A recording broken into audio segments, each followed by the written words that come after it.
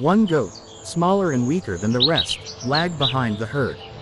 The others bolted away, but this poor goat found itself surrounded by thousands of stinging insects. The swarm latched onto its body, covering its face, legs, and back. Bleeding in pain, the goat stumbled helplessly, unable to escape the relentless attack.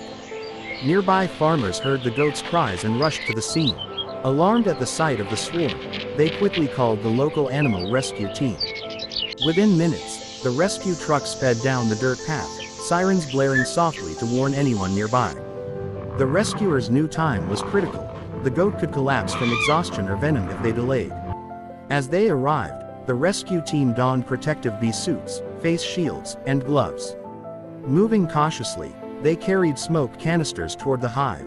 Smoke billowed gently into the air, calming the bees and forcing many to retreat back inside.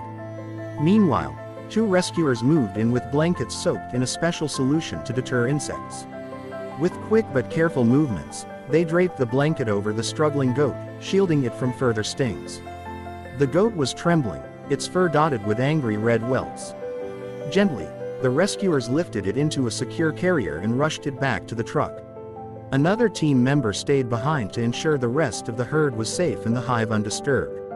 At the rescue center, veterinarians immediately examined the goat.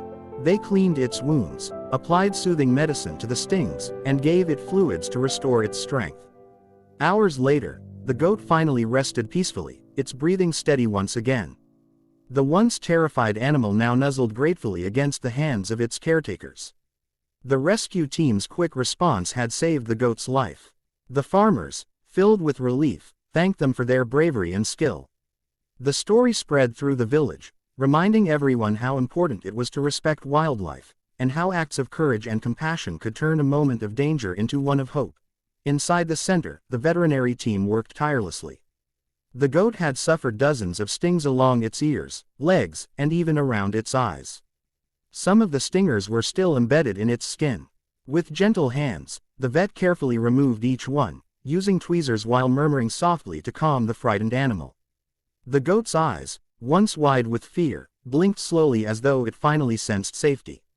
A bowl of warm water was brought, mixed with natural soothing herbs. A rescuer dipped a soft cloth into it and began to bathe the goat's swollen patches. The goat twitched and flinched at first, but soon the cool touch of the cloth brought relief. Every so often, it let out a soft bleat, a sound of weakness but no longer of panic. The team knew the danger wasn't completely over. Multiple bee stings could cause internal complications. The vet administered a small injection to ease inflammation and another to prevent allergic shock. A drip line was carefully attached, feeding vital fluids into the goat's body. All the while, one rescuer knelt close, stroking its back and whispering softly, "You're safe now, little one. You're safe." News of the rescue spread quickly across the village. Curious children gathered outside the rescue center's fence, peering in with wide eyes. Some of the older villagers remembered times when livestock had not been so lucky. Bees, though small, could be merciless when provoked in large numbers. For many villagers, this rescue wasn't just about saving one goat, it was about protecting their bond with the animals that provided them milk, companionship, and livelihood. That evening, the farmers who had first raised the alarm returned with baskets of fresh vegetables and milk to offer in thanks. They shook hands with the rescuers and praised their bravery. One elderly farmer said, "We thought the goat would be gone before help could come. But you arrived like guardians. You didn't just save an animal, you saved part of our hearts." The team accepted the gratitude humbly, reminding everyone that rescue work was never done for praise but for the lives that depended on it. They explained the importance of keeping animals away from dense forests where wild hives could be disturbed. Children listened carefully, their young faces lit with admiration. Some even declared they wanted to grow up to be rescuers too. As the night deepened, the rescue center grew quiet.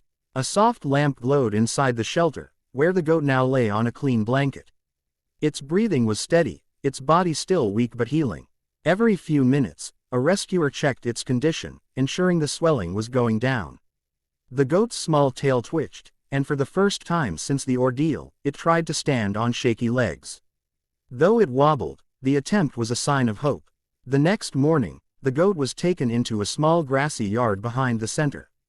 The early sunlight warmed its fur as it bent down to nibble at the fresh grass. Though its movements were slow, it showed determination to regain strength. The rescuers watched with smiles, exchanging glances of relief. "She's a fighter," one of them remarked. Over the next few days, the goat continued to recover.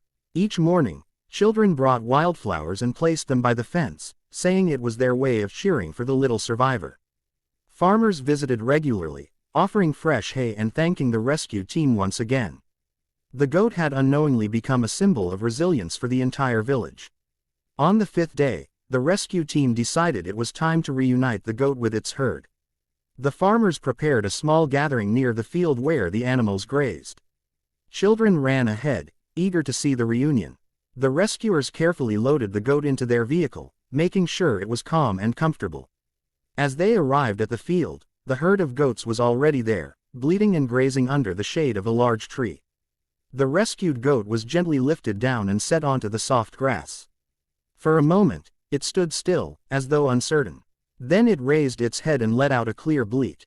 Instantly, several goats from the herd turned, recognizing their missing companion. They trotted over quickly, surrounding the little goat with gentle nudges and sniffing as though to say, "Where have you been?" The scene warmed every heart present.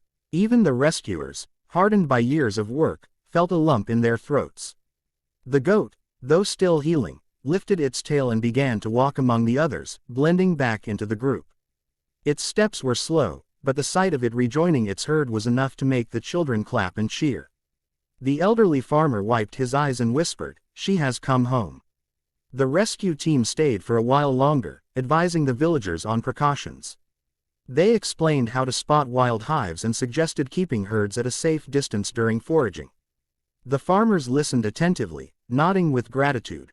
They now understood more than ever the delicate balance between humans, animals, and nature. As the rescuers finally packed up to leave, the villagers gathered to wave them off. The goat, standing tall among its herd, raised its head and bleated once more, a sound that seemed to carry not just across the fields but into the hearts of everyone there. In the days that followed, the story traveled far beyond the village.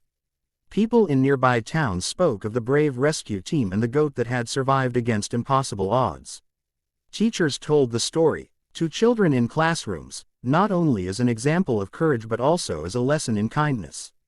For the rescue team, it was another mission completed, but one that reminded them why their work mattered. Every life saved, no matter how small, was a victory.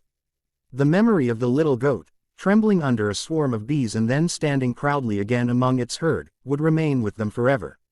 And for the villagers, the story became a part of their lives, a reminder that even in moments of danger and fear, hope and compassion could shine through. Whenever the herd grazed in the fields, children would point to the little goat and say proudly, "That's the one who was rescued. That's the fighter."